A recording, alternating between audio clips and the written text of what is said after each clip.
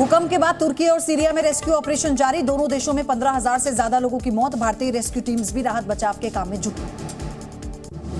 भूकंप के बाद तुर्की में 3,000 भारतीय नागरिक सुरक्षित। विदेश मंत्रालय ने कहा मदद के लिए 75 नागरिकों के फोन आए, एक नागरिक गुमशुदा।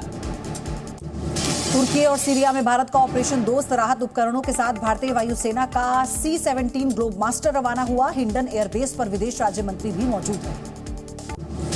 भूकंप के बाद तुर्की के हताए को सीरिया के अलेप्पो से जोड़ने वाली सड़क तबाह। भूकंप के बाद सड़क में आई बड़ी दरारें।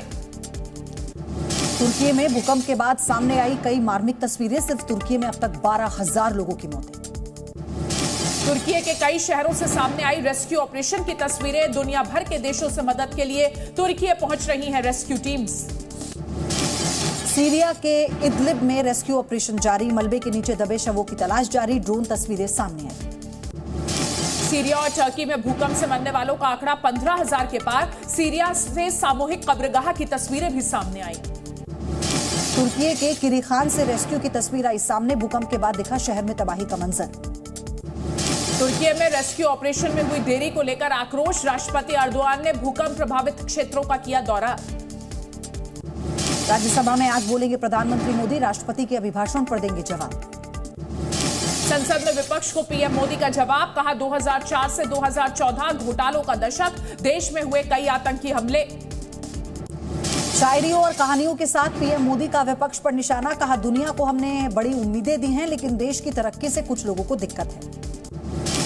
पीएम मोदी के जवाब पर राहुल का बयान। कहा असली सवालों का नहीं दिया जवाब। अडानी के मुद्दे पर नहीं बोले पीएम। जेपीसी की मांग पर कुछ नहीं कहा। गृहमंत्री अमित शाह ने पीएम के संबोधन की सराहना की। ट्वीट कर कहा प्रधानमंत्री के संबोधन ने जगाई युवाओं में नई उम्मीद। आज प्रधानमंत्री मोदी सिटी शेरपा की स्थापना बैठक को करेंगे संबोधित। अहमदाबाद में G20 के तहत आयोजित होगी बैठक। पीएम मोदी और इजराइल के पीएम नेतन्याहू के बीच फोन पर बातचीत। इजराइल ने कहा संबंधों को मजबूत करने के तरीकों पर चर्चा। मॉस्को में NSA अजीत डोवाल का बयान। भारत हमेशा अफगानी लोगों के साथ खड़ा रहेगा। चीन से लगती सीमाओं पर विदेश मंत्री जयशंकर का बयान। बोले तेजी से हो रहा है बुनियादी ढांचे का विकास। रामचरितमानस की कुछ चौपाइयों को हटाने की मांग। स्वामी प्रसाद मौर्य ने पीएम मोदी को लिखा पत्र। रामचरितमानस को लेकर स्वामी प्रसाद पर केशव प्रसाद मौर्य का बयान। कहा स्वामी प्रसाद की इतनी हैसियत नहीं है कि वो कोई बयान दे दें। ये सब सैफई परिवार कर रहा है। रुद्रप्रयाग के खाकरा गांव में जोशीमठ जैसा संकट। रेल लाइन निर्माण से घरों में पड़ी मोटी दरारें। गांव वालों ने की मुआवजे की मांग।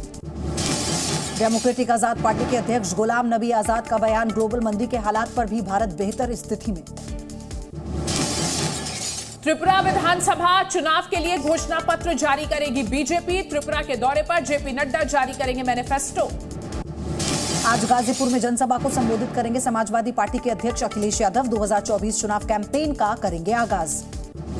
बिहार के पूर्णिया में 25 फरवरी को महागठबंधन की बड़ी रैली। केंद्र सरकार को घेरने की तैयारी। सीएम नीतीश कुमार, तेजस्वी यादव भी होंगे शामिल। 2025 चुनाव को लेकर उपेंद्र कुशवाहा के नीतीश कुमार से मांग। बोले तेजस्वी का नेतृत्व किसी भी हाल में स्वीकार नहीं। खत्म करें आरजेडी वाली डील। लखनऊ के बाद अब गाजीपुर का नाम बदलने की मांग। सोहेल देव भारतीय समाज पार्टी ने गाजीपुर का नाम विश्वामित्र नगर करने की मांग की।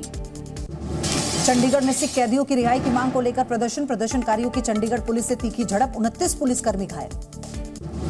नाम्बिया के बाद अब दक्षिण अफ्रीका से लाए जाएंगे 12 चीते। कूनो नेशनल पार्क में 10 बाड़े बनकर तैयार।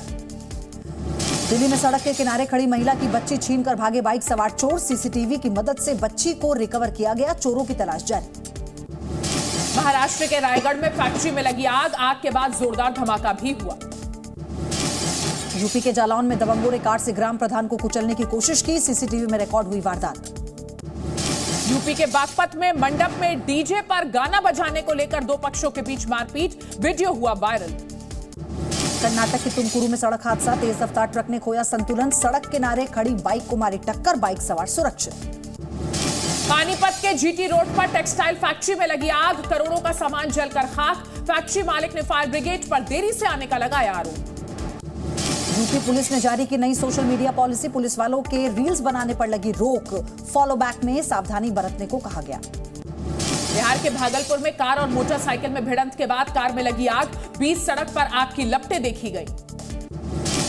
झारखंड के हजीराबाद में हाथी ने मचाया उत्पात, अब तक 3 लोगों को कुचला, 2 गंभीर रूप से घायल।